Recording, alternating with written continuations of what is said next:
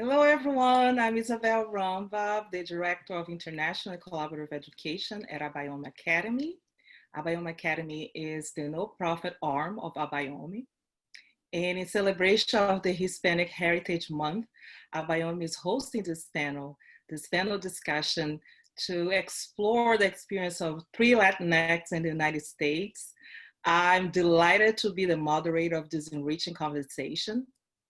Hispanics, they represent 18.3% of the population in the United States. Therefore, we are the largest ethnic and racial minority. So the Hispanic Heritage Month is celebrated every year from September 15th through October 15th, and is to recognize and celebrate the many contributions, diverse cultures, and extensive histories of the Latin American community. So in 1968, under the President Lyndon Johnson, the Hispanic Heritage Month was initially a week, and then later on, under President Ronald Reagan in 1988, so was extended to a whole month. So I'm so excited to be moderating this panel with these three wonderful women who share their experiences and stories about being a Latinx in the United States. I know you enjoy as well. So without further ado, let me introduce you the panelists. And I'll do so alphabetically. So the first panelist is Patricia Fraga. Patricia Fraga is the founder of Abayomi and co-author of Abayomi Methodology, a methodology for creating smart and happy environments. Her multidisciplinary work involves the fields of engineering, construction, technology, education, distance learning, smart cities, sustainability, research, and even intelligence. Patricia received her bachelor's degree in architecture and urban planning from the Federal University of Bahia, Brazil, a PhD in architecture from the Polytechnic University of Catalonia, Barcelona, Spain, and a PhD in education from the National University of Distance Education, Madrid, in Spain. And also she completed 3 postdoctoral programs in knowledge management, project management, and teacher training, all focused on architecture, engineering, and construction from the Fluminense Federal University in Rio de Janeiro, Brazil. Patricia has lived in 13 countries, 15 countries. She speaks 5 languages, and she's the mother of 5 children. She is very passionate about promoting smart and happy spaces, cities, and citizens. Patricia, welcome to the panel. Our second panelist is Maria Antonieta Rodil, a dual citizen of Costa Rica and the United States. Over the past 15 years, Maria Antonieta has devoted herself to strengthening the ties between the 2 countries in the no-profit and governmental sectors. She served as executive director from 2014 through 2017 and development coordinator from 2009 through 2014 of Amigos of Costa Rica, a 501c US supporting organization of Costa Rica, United States Foundation for Cooperation, a grant maker promoting sustainable development in the Central American nation. Prior to working philanthropy, Maria Antonieta served as the Commercial and Cultural Diplomacy Department at the Embassy of Costa Rica in Washington, D.C. And this was from 2001 through 2009. Before moving to the DC area in 2001, Maria Antonieta worked for 4 years in the field of international migration and development in Central America, during which she assisted the United Nations Special Rapporteur on Human Rights of Migrants. Currently, Maria Antonieta, she took a break on her career. She's focused on volunteering on 3 boards, 2 nonprofits, and a social club. So Maria Antonieta, she grew up in Costa Rica, Switzerland, Nicaragua, and Brazil, and she's fluent in Spanish, English, French, and Portuguese. She holds an undergrad degree in international relations from the Universidad Nacional de Costa Rica, and she received a joint master's in strategic management from a consortium of Spanish University. She resides in Maryland with her husband, Martin, and their 13-year-old twins, Camila and Matias. Welcome to the panel, Maria Antonieta. Our third panelist, last but not least, Lorena Silva.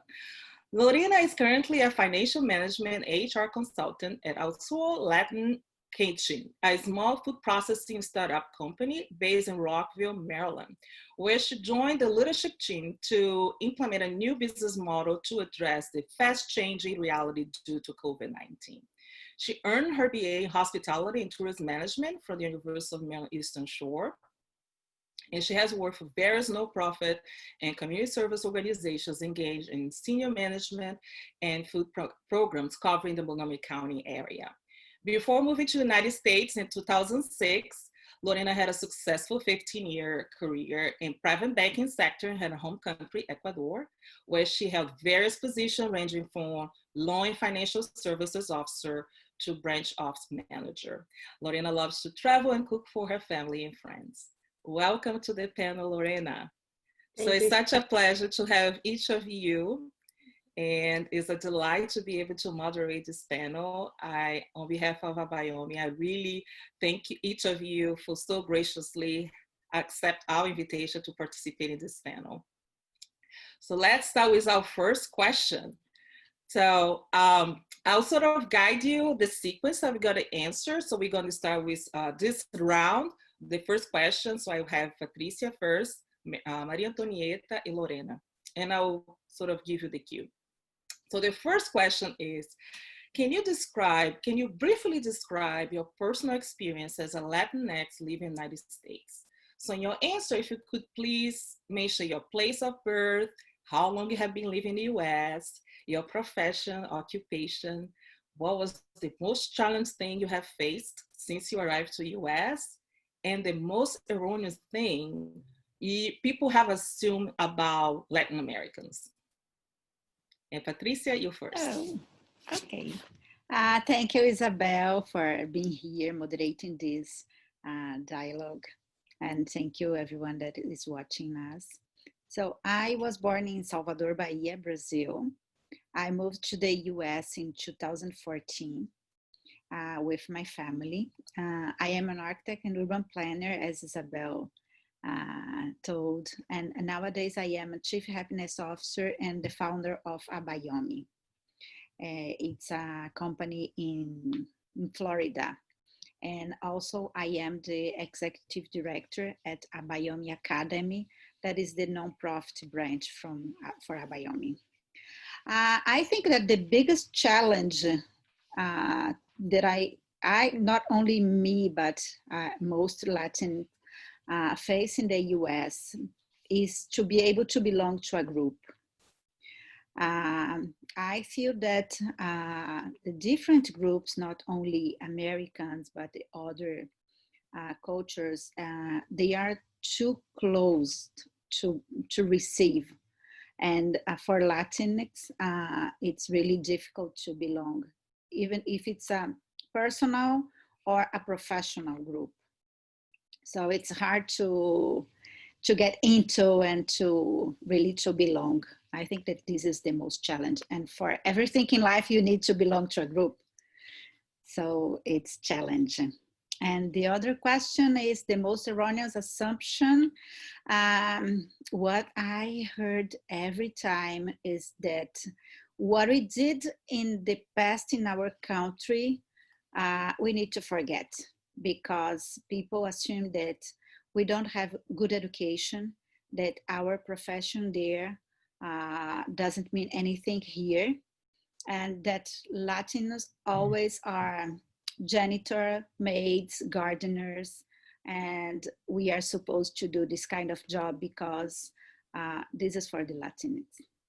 So this is the most erroneous assumptions, because we really have very excellent professionals, and we can do, and we have in many American companies Latins working there and being very successful. So I think that this needs to be exposed. Thank you, Patricia. Thank you. Maria Antonieta, you next. Well, my personal experience living in the US. I arrived in the US to live arrived here to live in 2001, right before 9/11. And I think that at 9/11, the world and this country changed a lot. So I had known the United States, I had visited the United States, but this was the first time that I was living here, and then we faced 9/11, and that was probably the most challenging times that we lived, being new in a country that is faced with this situation and all the reactions to what happened. It was hard to understand what was going on for many, many months. So that was my my most challenging experience. Another challenging experience for me in the US is navigating and understanding the healthcare system. Coming from a country where medicine is more accessible and arriving here, it took me a long time to understand what to do. Do you need a referral? And why do I need a referral to go to this doctor if I do feel that I have something? And to understand how insurances work, that has taken me a long time. I still don't understand everything, to be honest. And while here in the US, I have worked for the Embassy of Costa Rica. I have worked for the government of Costa Rica for 8 years. So my deep dive into the US happened after that, when I worked in a nonprofit sector here in DC, and I was no longer attached to the Embassy of Costa Rica or to my home country. So that was another big change. In terms of the assumptions about Latin Americans, I think one of the main assumption is that we are a monolithic bloc, that we all, for example, have the same holidays, for example, Cinco de Mayo, or that we eat the same food, or that we like the same music, or that every country has soccer as a national sports. And I just wish that people were more aware that we are a very vast region with many different topographies, geographies, history, native populations and colonizers. So we can't all be the same. We speak, the Spanish-speaking countries, we all speak Spanish. It's basically the same language, but there are different words and that we use, and we speak with different accents also. So my main wish would be that we wouldn't be considered a monolithic bloc, and for people to learn more about the variety that we have within Latin America, because it's great and it's wonderful. So that will be my comments for this section of the questions. Thank you, Maria Antonieta. Lorena, you next. Thank you, Isabel. As you mentioned before, I am from Quito, Ecuador. I have been living here in the States for 14 years now. I came in 2006. I came because of my husband's work. So he promised me that we will stay here only 1 year. And here we are 14 years after in the same country. I am a financial management and HR consultant at Al Sur Latin Kitchen, a small business food service company. And I'm helping there with the financial part and growing that business, helping to grow that business. The most challenging thing that I face when I came here, it's a combination about the two things that you mentioned, Patricia and Maria Antonieta. One is to belong to a group of people. It was, of course, I was like homesick. I think everyone who moves from one place to another feels the same thing, at least at the beginning for a year. It was like missing my family. We don't have any other family here. We miss that. In Ecuador, I was like working at the banking industry. And when I came here, I stopped working. I decided to take a break and stay with my family. For 3 years, I stay at home, but even staying at home, it was difficult to have other friends, know other people. I remember where I was like making friends at the park, or it was, for me, it was like normal, but it's not the same as as I used to be in our home country. It's another language, people is different.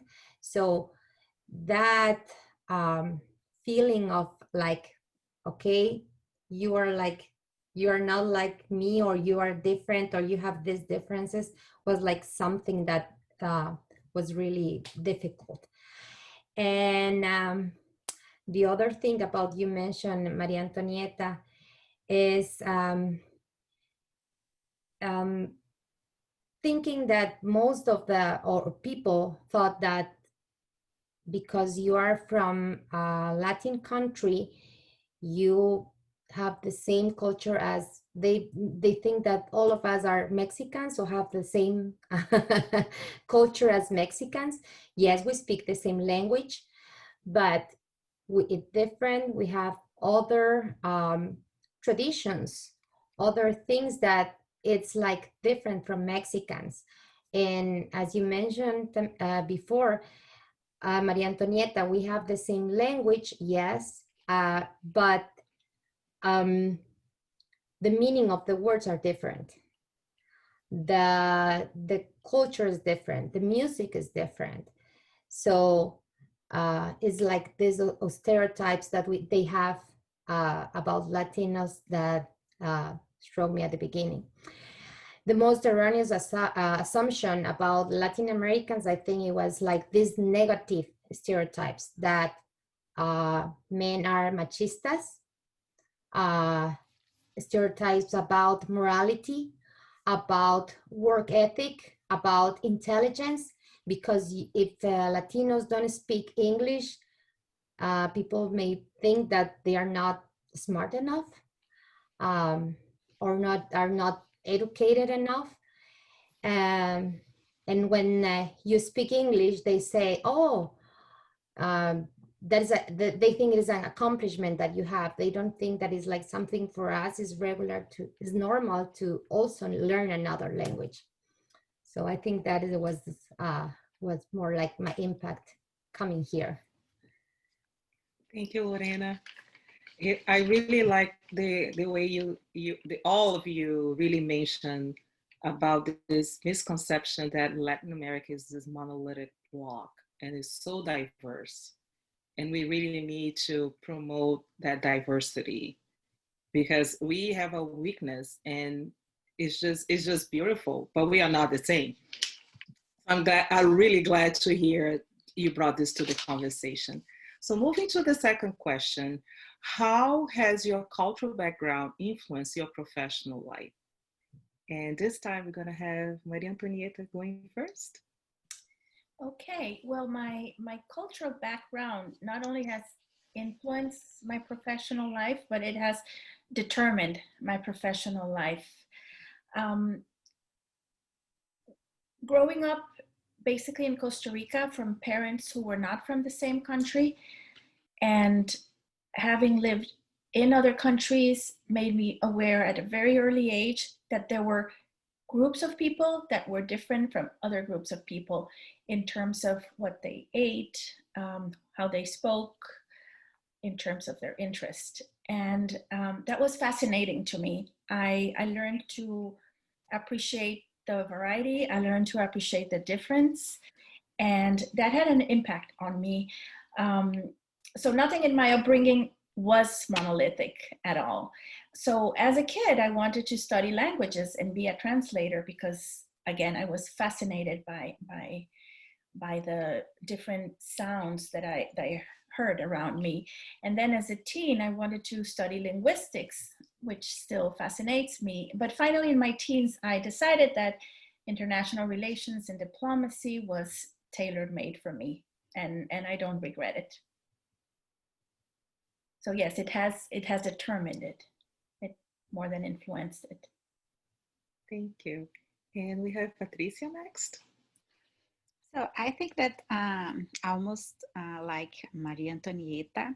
So the background that I have, I think that the culture from my family, because I have diverse background, family background, Brazilian Indians, Portuguese, Spanish, and African. So since early, I knew that we have many different people, and moving around different regions of Brazil and in different countries, I perceive that this diversity, it's very interesting and important for us.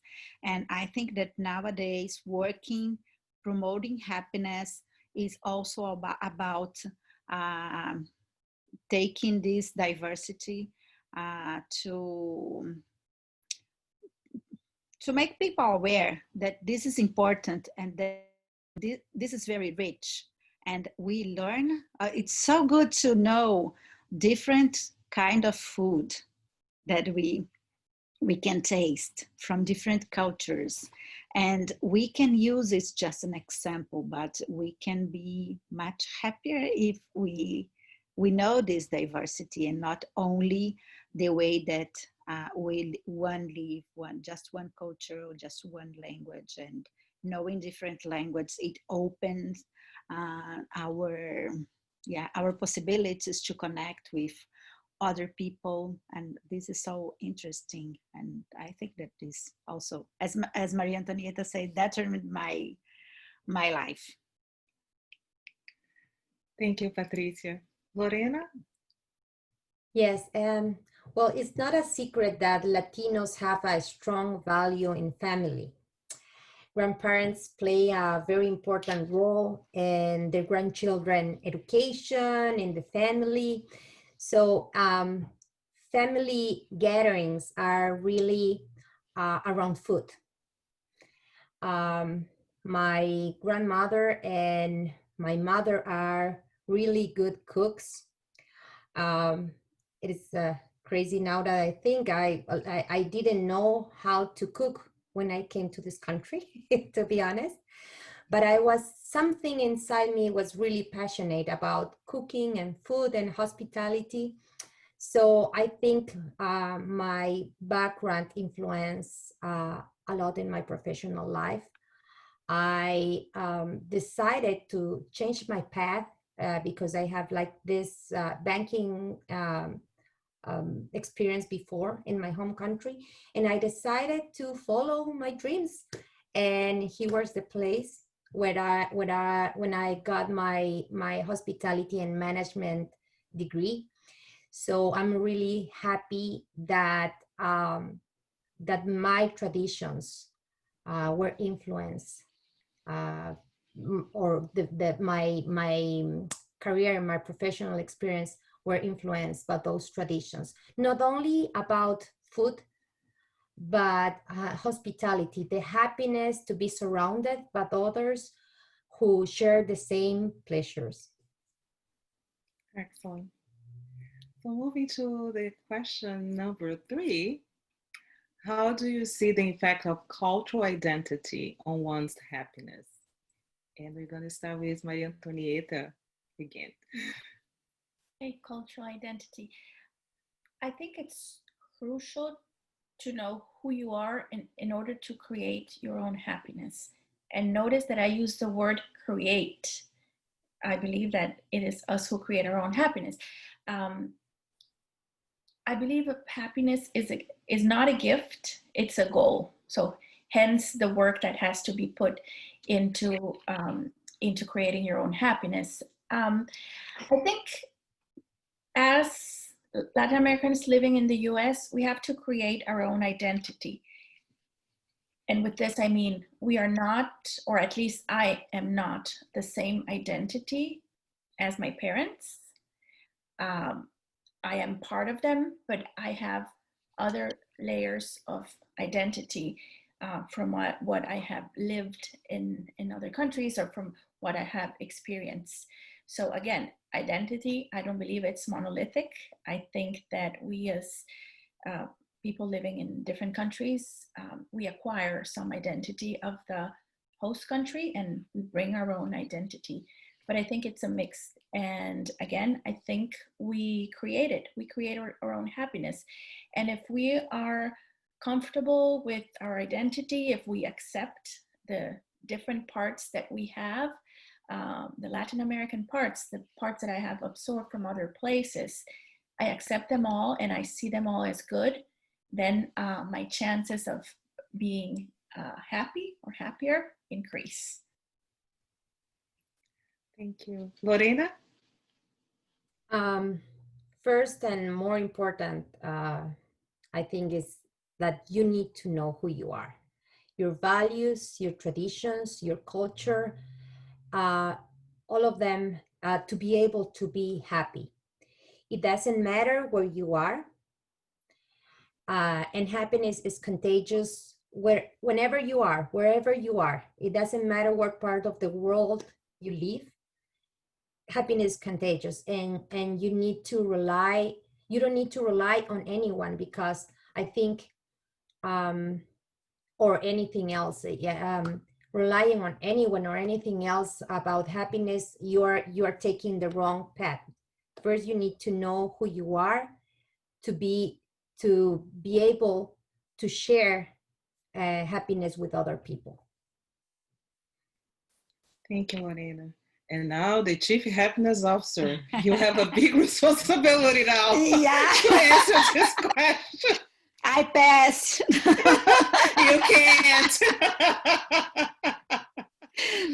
So I agree with Maria Antonieta and Lorena. And yes, we need to know who we are, and we need to know what are our goals. And yes, happiness is a choice, and we can choose the path that we'd like to follow. And also the science of happiness, it says that 40% of the happiness of someone is from their DNA. So the identity comes with this, but we have studying the happiness promotion. We have some dimensions or some indicators that we can relate to cultural identity, because, for example, one of the most important indicators to promote collective happiness is community vitality. And community vitality, it's really attached to cultural identity. As Latinos, we know that we are more affectuous, that we like to get together. We worry about people, as Lorena said before. Family is really important, and this take an important role in our happiness. So if we know that we can count in our family, in our friends, in our neighbors, so this is it's important, because we have something that we know that we can count on, and this will help our happiness. And not only Latinos and different cultures, we know that people are in this pandemic time. We saw many groups getting together to help others. So solidarity, it's important. So yes, cultural identity is totally attached to happiness promotion. And Patricia, I'm so happy you mentioned about community vitality. And I think it's such an important concept that we don't discuss much. And when you think about community, it's very inclusive. And when you think about a country, should include every single person. Yes. So if someone suffers, the whole community suffers. Yes.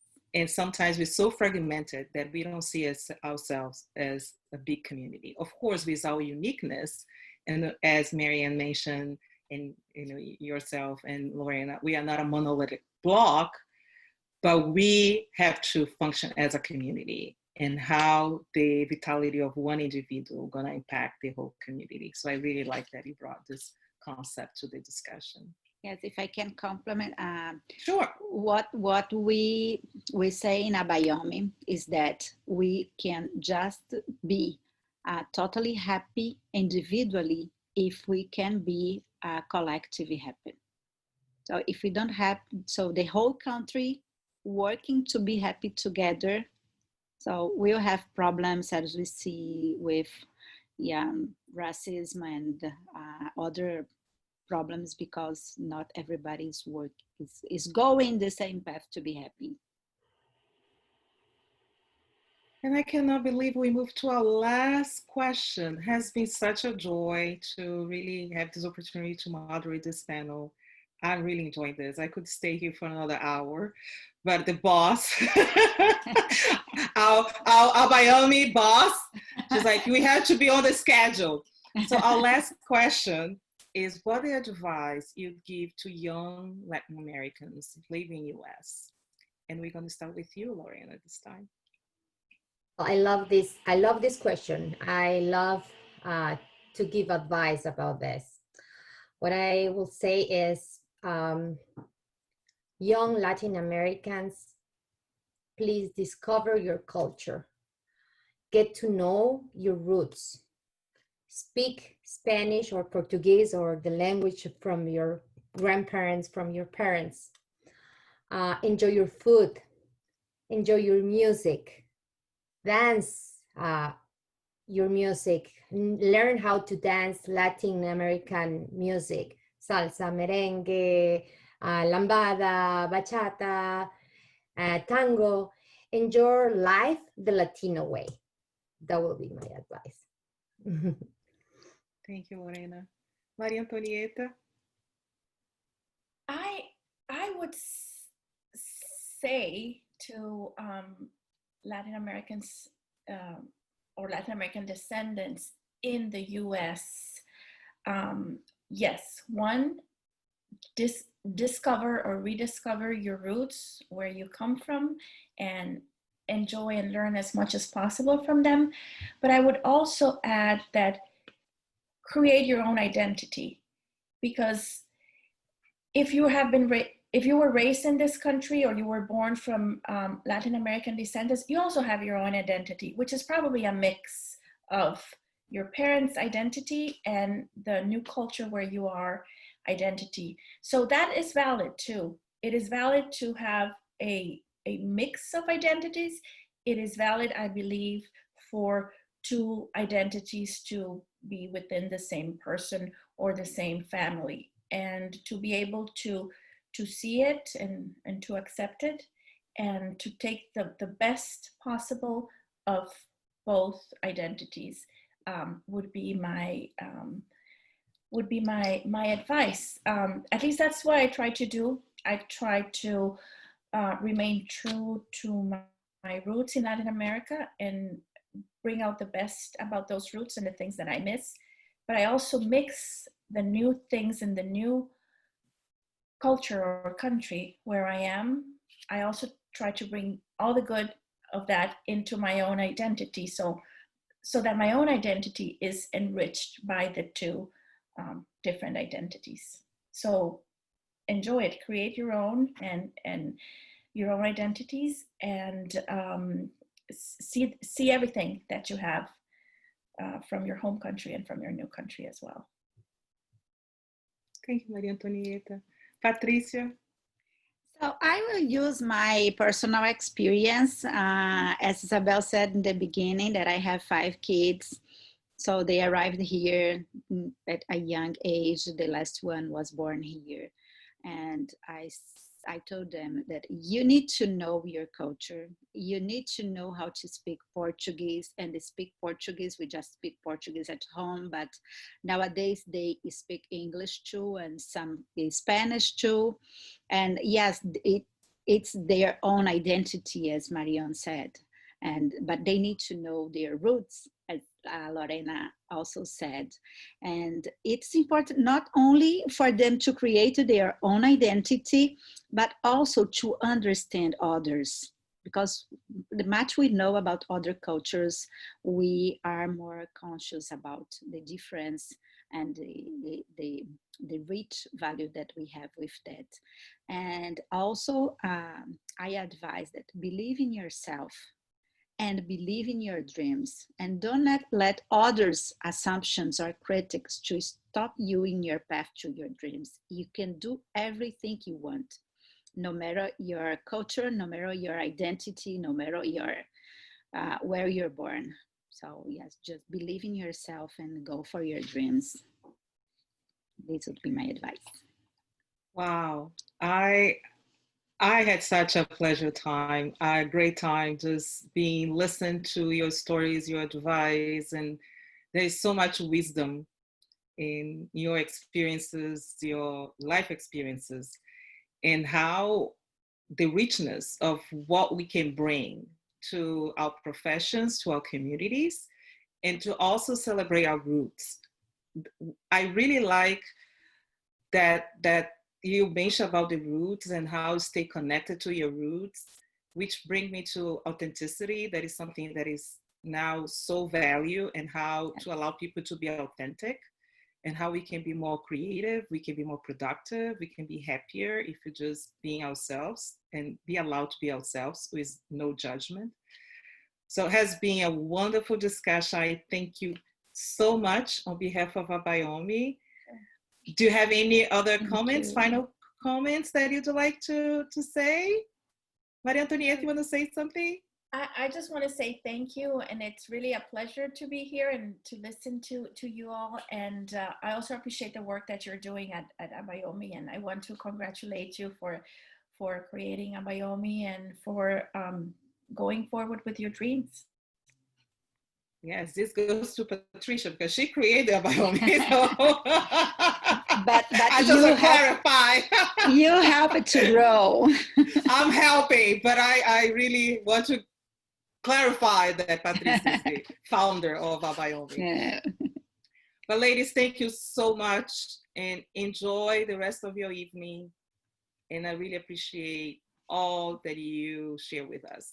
Yeah, thank you, so Isabel. much. Thank you, Lorena and Thank you, Maria Antonieta. It was really a pleasure to be here with you.